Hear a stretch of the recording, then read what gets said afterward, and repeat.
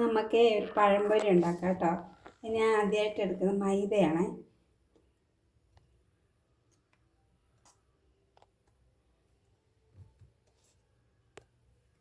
മൈദപ്പൊടി കുറച്ചുകൂടെ ഇടാം അല്ലേ. നമുക്ക് 2-3 പേർക്കല്ലേ വേണ്ടു. കുറച്ച് റവയും കൂടെ ഇടുന്നുണ്ടേ. എന്തിനാന്ന് വെച്ചാൽ അത് നല്ല റെസിപ്പി ആകാൻ വേണ്ടിയിട്ട്,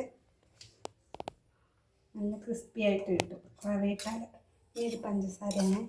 പഞ്ചസാര നമ്മൾ മധുരത്തിന് ആവശ്യമായിട്ട് ഇട്ടാൽ മതി. പിന്നെ അല്പം സോഡാപ്പൊടിയും കൂടി ഇടുന്നുണ്ട് പൊങ്ങാൻ വേണ്ടിയിട്ട്. അല്ലെങ്കിൽ ഇത് പൊങ്ങത്തില്ല. ഇച്ചിരി ഇട്ടാൽ ഒരു ഞുള്ള്. പിന്നെ ഇച്ചിരി മഞ്ഞൾപ്പൊടി, ഒരു കളറിന് വേണ്ടിയിട്ട് ശകലം മഞ്ഞൾപ്പൊടി, ഇച്ചിരി ഉപ്പ്,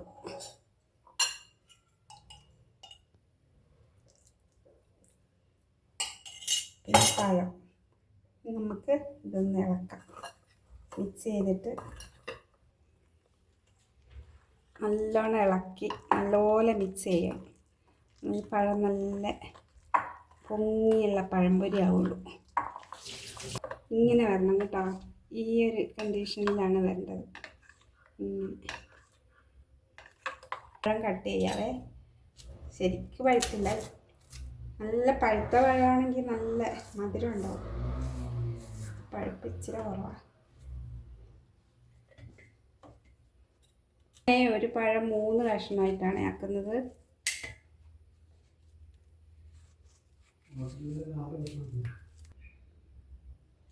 ചട്ടി അടുപ്പിലോട്ട് വെക്കാം. സ്റ്റവ് കത്തിക്കാവേ.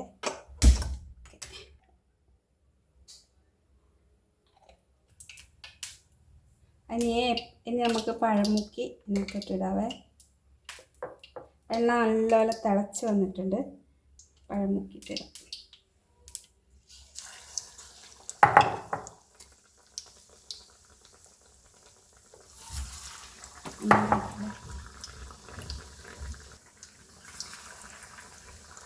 പഴംപൊരി നന്നായിട്ട് പൊങ്ങി വന്നിട്ടുണ്ട് കേട്ടോ.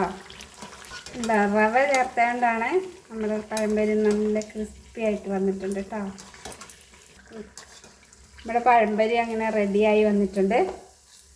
നന്നായിട്ട് പൊങ്ങി വന്നിട്ടുണ്ട്. ഞാൻ ചെറിയ പ്ലേറ്റിലിട്ട്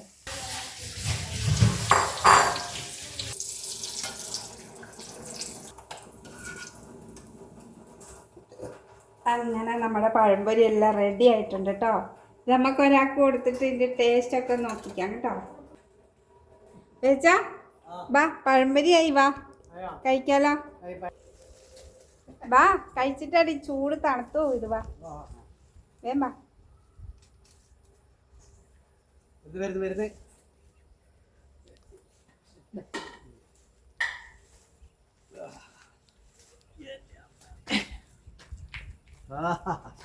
നോക്കിയിട്ട് ഇതിന്റെ ടേസ്റ്റ് പറയണേ. നല്ല പഴംപൊരിയാണല്ലോ. പഴം ആയില്ല ശരിക്കും. പഴം ശരിക്കും വെന്തില്ല, പഴുത്തില്ല. ശരിക്കും പഴുക്കാത്തതുണ്ടാ. ചൂടെ പഴുക്കണം. നല്ല പഴംപൊരിയാണ്.